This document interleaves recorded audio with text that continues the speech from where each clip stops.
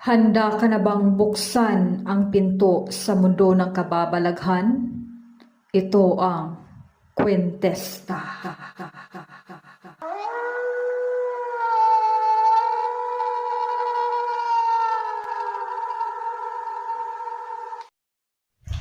Itim na libro.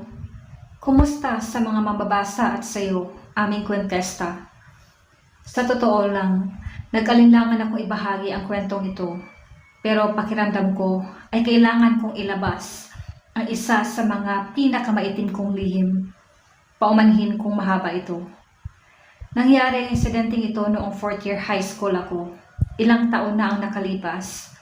October 2008. Nag-aaral ako noon sa isang pribadong paaralan sa Bulacan at karamihan sa mga estudyante roon ay mula sa middle class at upper class families.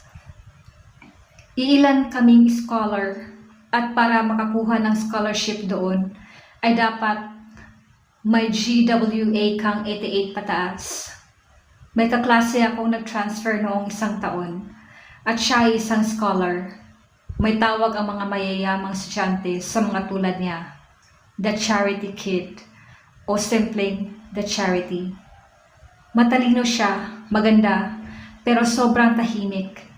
Lagi siyang pinagtitripan at binubuli dahil nga kakaiba siya. Bakit kakaiba? Kinakausap niya ang sarili niya at ayaw niyang may kasama. Minsan, sinubukan ko siyang kausapin pero tiningnan niya lang ako na parang bored. Kinilabutan ako noon. Nang tumingin ako sa mga mata niya, parang walang emosyon, blanco. Nang nakita niya ang reaksyon ko, ngumiti siya ng pabalat bunga na lalo lang akong kinilabutan. Kaya umalis ako agad. Lagi siyang may dalang isang libro na nakabalot sa malaking panyo o bandana. Kulay itim ang libro. Ayaw niyang pinapagalaw ito o mahawakan ng iba. Araw-araw, ginagawang impyerno ng mga kaklase namin ang buhay niya. Sinubukan kong ipagtanggol siya minsan pero nagalit pa siya sa akin at sinabing hindi niya kailangan ng awa ko. Kaya mula noon, hindi ko na siya pinansin kahit naawa ko sa kanya. Lagi siyang binubuli. May mga vandal sa desk, pati sa CR may sulat tungkol sa kanya. Tinatawag siyang bruha, malandi, kung ano-ano pa, pero wala siyang paki. Hanggang sa isang araw, napiko na ang kaklase kong si Iza dahil wala daw epekto ang ginagawa nila kay Leia. Tawagin na lang natin siyang Leia. Kaya sinabi niya sa barkada niya na takutin na lang si Leia. Pumayag silang lahat. Natatandaan ko yun kasi may event sa school namin ng buong linggo. Kaya halos wala kaming ginagawa pero bawal umabsent. Kinabahan ako sa plano nila at gusto ko sanang isumbong kay Mrs. Cruz, ang advisor namin. Pero pinigilan ako ng kaibigan ko. Sabi niya, baka ako ang balikan at si Leia naman daw ay ayaw nang tinutulungan siya. Kaya labag man sa loob ko, nanahimik na lang ako. At hindi ko alam na yun pala ang pinakamaling desisyon ko. Bandang alas 5 ng hapon, uwian na. Bumalik na sa room sila Isa, pero parang balisa silang lahat. Tinanong namin kung nasaan si Leia. Sabi ni Isa, umuwi na raw kasi napikon sa prank nila. Nang tanungin ko kung anong prank, minura niya ako at sinigawan. Nagulat ako. Nagtatanong lang naman ako.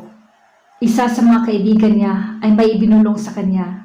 Tapos bigla siyang humarap sa akin at nag-sorry. Tinanggap ko naman.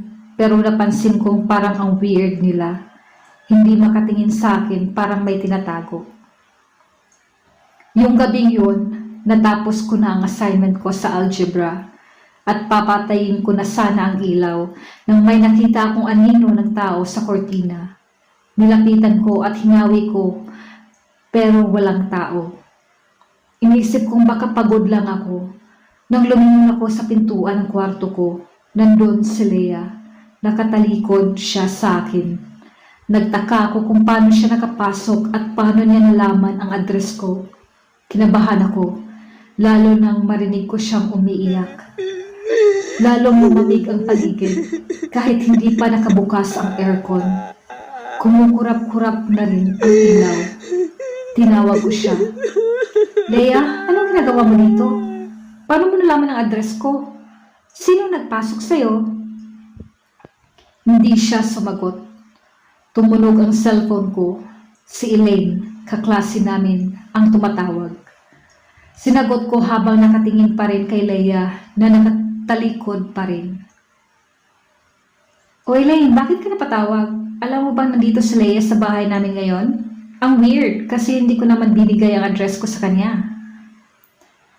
Napahikbil siya sa kabilang linya at umiiyak. Tinanong ko siya kung bakit. Imposible nandyan siya. Ha? Bakit? Nandito siya. Nakatalikod at umiiyak. Hindi ko alam kung anong trip nito at bigla na lang sumulpot dito.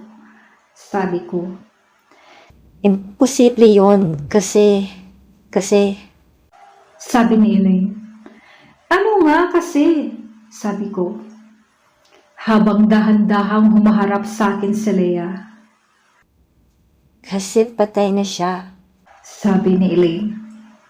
Parang binuhusan ako ng malamig na tubig. Hindi ako makagalaw, nanginginig na ako. Nagdasal ako. Unti-unting iniangat ni Leia ang ulo niya. Umaagos ang dugo sa mukha niya. Wasak ang pisngi. Bali-bali ang mga daliri. At nakalitaw ang mga buto. Gulanit ang uniforme. Lumalapit siya.